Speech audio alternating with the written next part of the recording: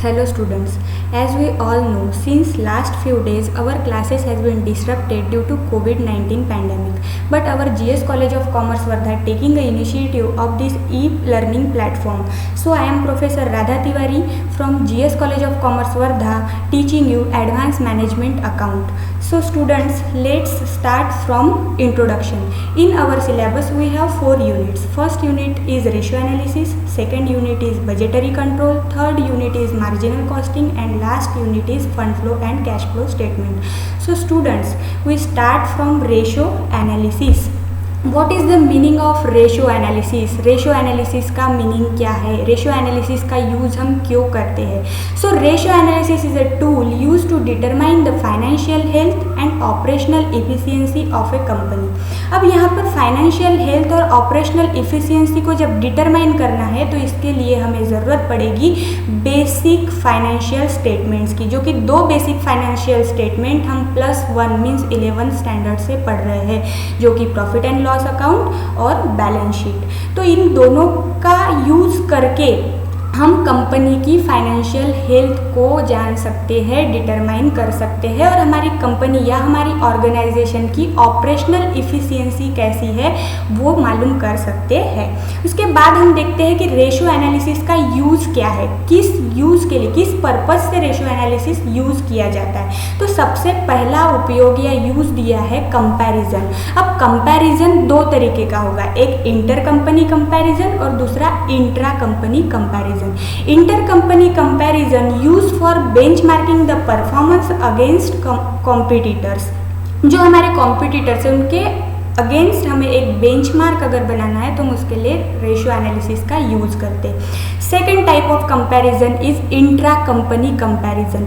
Comparison of performance of various departments within the organisation. हमारे organisation के अंतर्गत जो विभिन्न डिपार्टमेंट्स आ रहे हैं, जो वेरियस डिपार्टमेंट आ रहे हैं, उनके अंतर्गत होने वाले कामों का एक दूसरे से कंपैरिजन करना, इसके लिए हम इंट्रा कंपनी कंपैरिजन यूज़ कर सकते हैं. या इंट्रा कंपनी कंपैरिजन यूज़ करने का एक और तरीका हो सकता है कि जो हमारा पास्ट रिकॉर्ड है, जो हमारा पास्ट में हो चुकी हुई घटनाएं हैं, उनके साथ हम हमारे प्रेजेंट को भी कंपेयर कर सकते हैं. इसके लिए कंपैरिजन करना ये सबसे पहला रेशियो एनालिसिस का यूज या पर्पस माना जाता है, जिसमें इंटर कंपनी कंपैरिजन और intra company comparison.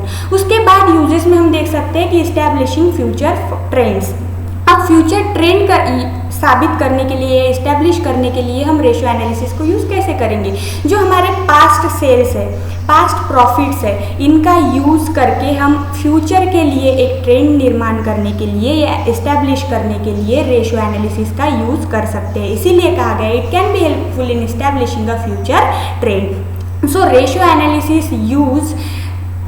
analysis help investors can use for this various type of assessment, such as assessment of liquidity means financial position, financial condition of firm, assessment of long term solvency, assessment of profitability and assessment of operating efficiency. Then advantages of ratio analysis. Advantages of ratio analysis. First one is aid to measure general efficiency. In ratio analysis, how efficiently firm utilize their asset and resources. Next, aids to measure financial liquidity and solvency. Short term liquidity and long term liquidity means short term liquidity and long term solvency के लिए ratio analysis इसका उपयोग किया जाता है find out करने के लिए. उसके बाद aids in forecasting and planning. जिस विषय के अंतर्गत, जिस सब्जेक्ट के अंतर्गत, एडवांस मैनेजमेंट अकाउंट के अंतर्गत हम रेशियो एनालिसिस पढ़ रहे हैं, वो उस सब्जेक्ट का एम ही डिसीजन लेना है भविष्य के लिए. इसीलिए फ्यूचर के लिए फॉरकास्टिंग करना और प्लानिंग करना, इसके लिए हम रेशियो एनालिसिस का उपयोग कर सकते हैं. Last, effective control and performance tools. So effective control and performance tools के अंतर्गत हम ये बोल सकते हैं कि रेशियो एनालिसिस का यूज़ करके, जैसे कि हमारे अगर प्रॉफिट अर्निंग रेशो हम देखते हैं तो प्रॉफिट अर्निंग रेशो में वो रेशो जितने हायर रहेंगे, जितने ज़्यादा रहेंगे, उतना हमारे लिए अच्छा है. वहीं अगर हम एक्सपेंडिचर वाले रेशोज़ की बात करें तो वो जहाँ खर्चे की बात हो रही है वहाँ पे वो कम होने चाहिए. तो ये रेशो हमें बताते हैं कि हमें कहाँ कंट्रोल करना है और और कहाँ हमारी परफॉर्मेंस अच्छी चल रही है। तो ये है एडवांटेजेस ऑफ रेशियो एनालिसिस। उसके बाद लिमिटेशंस ऑफ रेशियो एनालिसिस। उसमें फर्स्ट दिया है does not take into consideration inflationary effects. जो भी इन्फ्लेशन डिफ्लेशन के इफेक्ट्स होते हैं रेशियो एनालिसिस उसे अपने एनालाइजेशन में कंसिडर नहीं करता। Second, not useful while comparing companies of two different industries. Means जो हमने यूजेस में कंपैरिजन की बात की, तो ये जो कंपैरिजन है ये जो सेम कंपनीज है, सेम प्रोडक्ट बनाने वाली या सेम तरीके का काम करने वाली कंपनीज है, उनके लिए हम ये यूज़ कर सकते हैं, but two different types of industries के लिए हम ये यूज़ नहीं कर सकते। उसके बाद थर्ड लिमिटेशन बोला है विंडो ड्रेसिंग।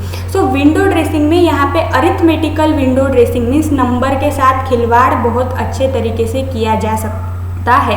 उसके बाद है डिफरेंस इन अकाउंटिंग प्रैक्टिसेस। जो अकाउंटिंग प्रैक्टिस में और रेशियो एनालिसिस के इसमें बहुत बार हमें डिफरेंस दिखाई पड़ता है। उसके बाद है qualitative measure and not a quantitative measure and not a qualitative one.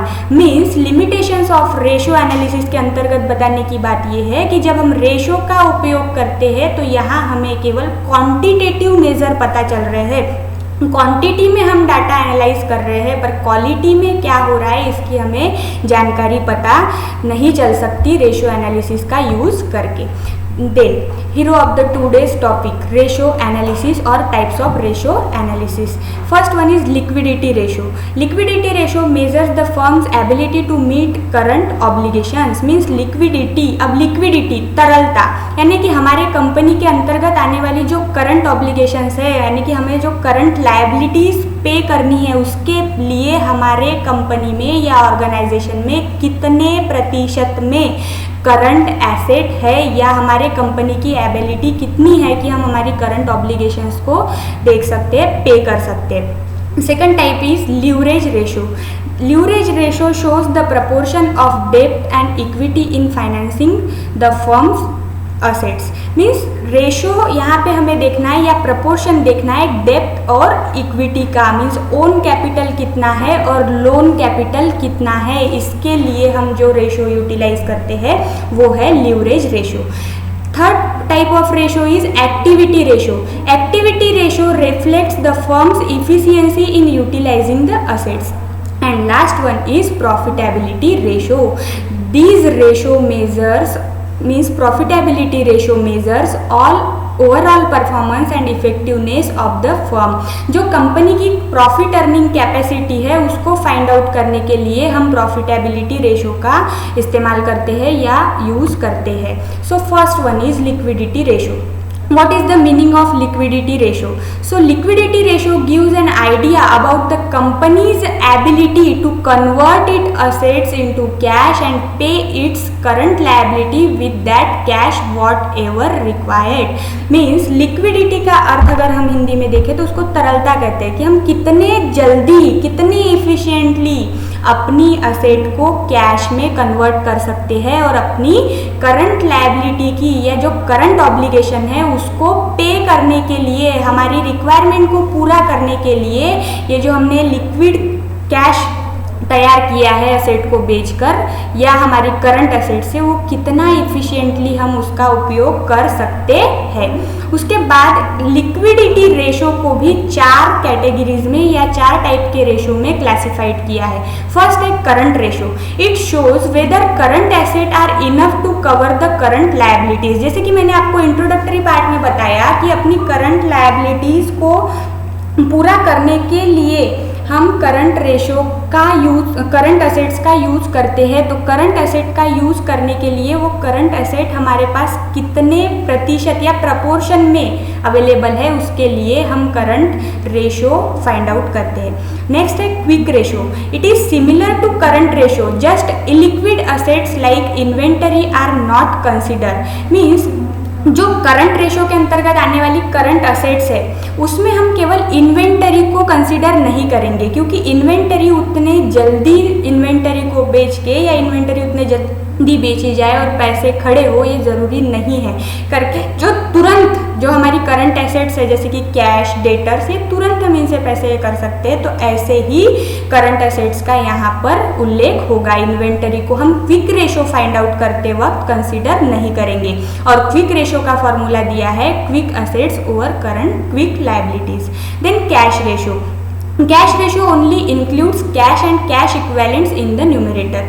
Means यहाँ पर जो कैश और कैश के जैसे ही कैश इक्विवेलेंट्स जो भी प्रपोर्शन में आने वाली एसेट्स है वो ही हम यहाँ पर यूज़ करेंगे।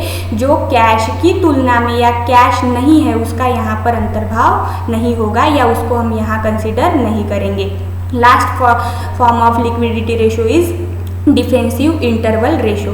This ratio gives an idea whether liquid assets are enough to cover the daily cash requirements or not. Means हमारी जो डेली में कैश रिक्वायरमेंट है उस डेली कैश रिक्वायरमेंट को पूरा करने के लिए हमारे लिक्विड असेट्स इनफ है या नहीं, ये जानने के लिए हम डिफेंसिव इंटरवल रेशो यूज करते हैं। उसके बाद है leverage ratio. Second type of ratio analysis is leverage ratio. Leverage ratio measures how leveraged a company is.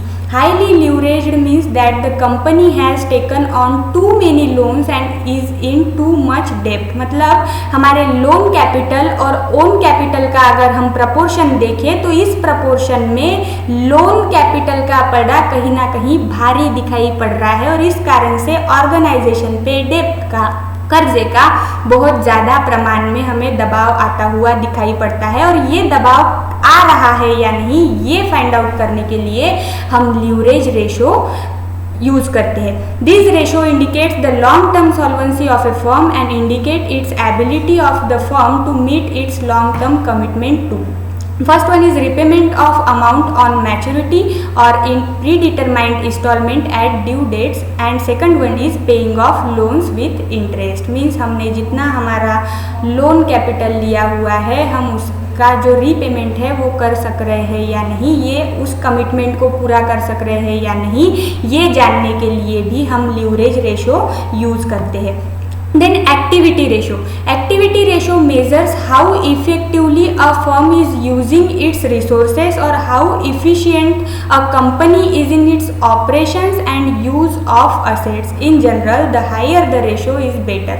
Means हम हमारे कंपनी की जो assets है या जो हमारे कंपनी के पास या ऑर्गेनाइजेशन के पास रिसोर्सेस है उस रिसोर्सेस का यूज़ करके हमारे कंपनी का जो इफेक्टिव जो ऑपरेशन है वो कितना इफिशिएंटली कर पा रहे हैं ये देखने के लिए हम एक्टिविटी रेशो यूज़ करते हैं। एक्टिविटी रेशो में inventory turnover, accounts receivable turnover, average collection period, total assets turnover, fix asset turnover, इन सब का अंतर्भाव होता है। इन सब को हम आगे जो हमारा नेक्स्ट लेक्चर आएगा उसमें फॉर्मूले के साथ पढ़ेंगे, बट हमें यहाँ एक्टिविटी रेशो को समझते हुए ये समझना है कि ये जहाँ आप अभी लिस्ट में देख पा रहे हैं कि सभी भी यहाँ पे जो दिए हुए ये सब असेट्स है, तो हमारी असेट्स का, हमारे रिसोर्सेस का हम कितना इफिशिएंटली यूज़ कर रहे हैं ये जानने के लिए एक्टिविटी रेशो यूज़ किए जाते हैं। उसके बाद last type of ratio analysis is profitability ratio. The profitability ratio are calculated to measure the operating efficiency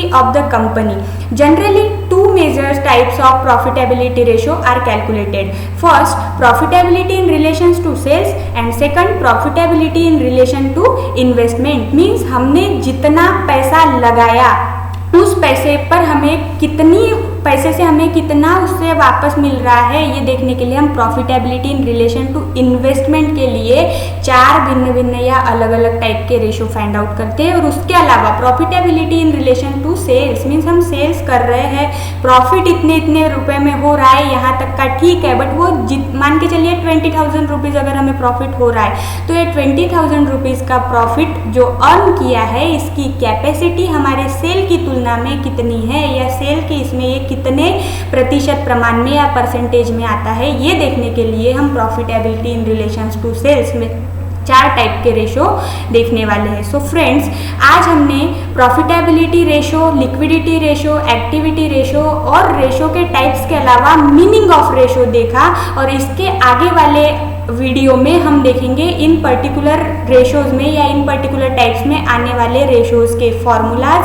तब तक का आप इन्हें पढ़ते रहिए, घर में रहिए, सुरक्षित रहिए और अपने यूट्यूब चैनल के साथ बने रहिए ताकि आपको जो भी नई अपडेट्स है या जो भी हर सब्जेक्ट के आपको जो वीडियोज़ मिलने वाले हैं वो मिलते रहे।